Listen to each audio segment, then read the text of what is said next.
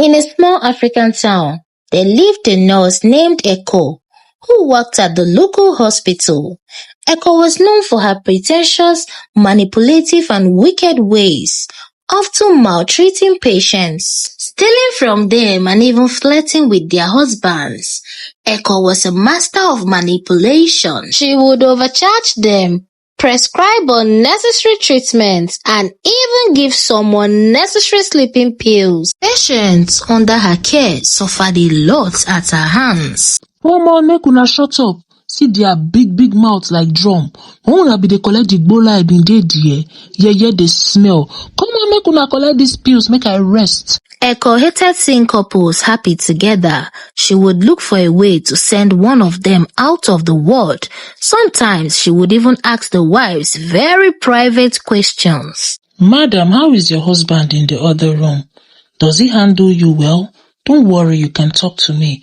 Because when a woman is lacking in the other room, she begins to look older than her age. And I think that is your problem. So tell me, how is he? Explain exactly how he treats you in the other room. Sometimes she would send visitors away whenever they come looking for their friends or relatives. We are looking for our friend, Aremu. He is sleeping. Come back tomorrow. No problem. We can wait. He can't see anyone today. Just come back tomorrow. Noseko was so wicked she would sneak behind doors, listening to intimate conversations, fantasizing and wishing the husbands belonged to her. One day, her wicked ways caught up with her when she became pregnant for a patient's husband. The patient, a kind and gentle woman named Ikori, had been under her care for several weeks. From the very first day Eko set eyes on her husband, she started yearning for him. Star, please just wait outside the ward. Let me attend to Madam. I'll call you when I'm done, okay? Just wait outside. She would give Madam Ikori lots of sleeping pills and then go outside and start consoling her husband. This became her usual routine. You're such an amazing man, a loving man, so caring. I just love the way you love your wife. I'll be off tomorrow. If you need anything, just tell me, okay? We can even see. What do you think? Let's see tomorrow. That's okay, but I need to check on my wife tomorrow since I couldn't see her today again. You said she's already sleeping, so I need to see her tomorrow. I'm the only one she has. Our kids are outside the country schooling. Oh no, don't worry yourself about that. I'll make arrangements. Someone will take care of our child tomorrow. Health is wealth. You need to take care of yourself before you fall sick too. You said your children are not in the country. Oh, you really need me. Don't worry. I'll come to your place tomorrow. I'll cook for you and make you feel good, okay? You're such a nice man. And that was how they started seeing each other. Madam Ikori's husband, Ibe, was a very wealthy businessman. Eko saw an opportunity to secure a comfortable future for herself, but her plan backfired when she got pregnant. If you know what is good for you, go and remove that thing inside you. I love my wife and I am not ready to marry a second wife. You started this whole thing.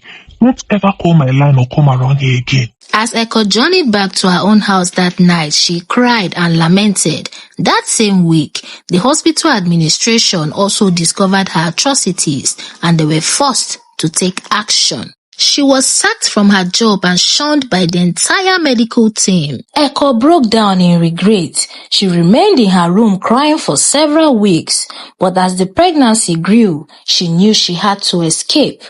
One sunny day, she ran to a small town to give birth in secret, but the moment she arrived, her presence sparked curiosity and gossip among the residents. Her noticeable pregnancy made it even worse. News about the pregnant nurse spread round the market like wildfire. Una don hear? E get one woman nurse wey carry biggie belle with 2 big bag. Na she people dey gather look for down there so. Abeg, where she from come? Na you carry gist come give us. Na you still dey ask us where she from come. How you want make we take know? Abeg dey go. You too like amebo. Anytime wey you want beg fufu, na so you go waka dey lie. No, I no dey lie. You see the woman down there. If you waka go for that place, you go see. Abeg dey go amebo comot for here. Dey go. See her big head. Now wow, this woman wey carry belle come, She get husband so? I'm not sure say she get husband or maybe her husband don die. All dis city women sef, na so dem dey born throway no husband o. Wetin she come find for our small town sef? With time, all of us go know now. No be here we dey. Despite the rumors and constant stares, Echo did not leave. She settled in, and she continued moving around, shopping and buying things for her unborn child. But one day, tragedy struck when Echo lost the baby during childbirth. The loss devastated her, and her wickedness intensified. She became consumed by anger and bitterness, blaming the world for her misfortune. Echo opened a restaurant, hoping to distract herself from her pain, but her cooking was very bad. It tasted like disappointment and regret, reflecting the darkness in her heart. Her customers watched as she rained down hot tears into the watery pot of soup. The news of her tasteless watery soup spread round the little town, and people gossiped. Now wow, wonders will never end. How person go cook that kind soup? Is it normal? My sister, it is not normal. Na wish. Yes o, she wan initiate our men. Na winch. Who knows? Maybe na she even kill her pikin. Some of the townspeople avoided her restaurant and her business struggled. Despite her failures, Echo refused to change her ways. She continued to serve watery food, exploiting her customers and shouting unnecessarily. The few young men who still managed to eat her food advised her to improve, but Echo shouted and called them all sorts of names. Una dey craze o. Una think say I be una mate? Abi una think say na una 500 I dey use survive for here? Na condition make crayfish bend o. No be poverty make me dey sell food. I get money. See my money. Make una no try me o. In fact, una get up comot for here. Stupid broke boys. Her restaurant became a symbol of her wickedness and bitterness, a place where people feared to enter. As the years passed, her reputation grew, but not in a good way. People whispered about the wicked nurse who had abandoned her patients and was now serving terrible watery food. As the years went by, Echo tried to revive her cooking business, but it remained stagnant. Despite all her efforts, no customer showed up.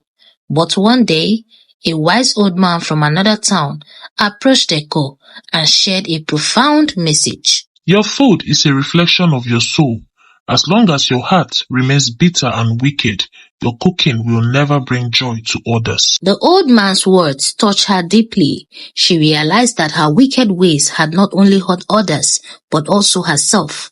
She began to reflect on her past actions and the harm she had caused. With a newfound determination, Echo started to make amends. She apologized to those she had wronged, and she worked to regain their trust.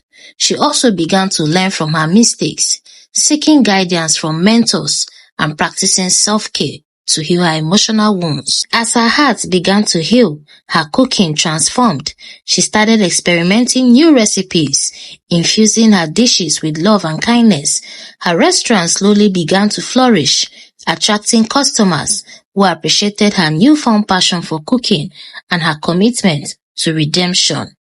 Her story spread, inspiring others to confront their own darkness and seek redemption. Her restaurant became a beacon of hope, a place where people came not only to enjoy delicious food, but also to experience the power of forgiveness and second chances.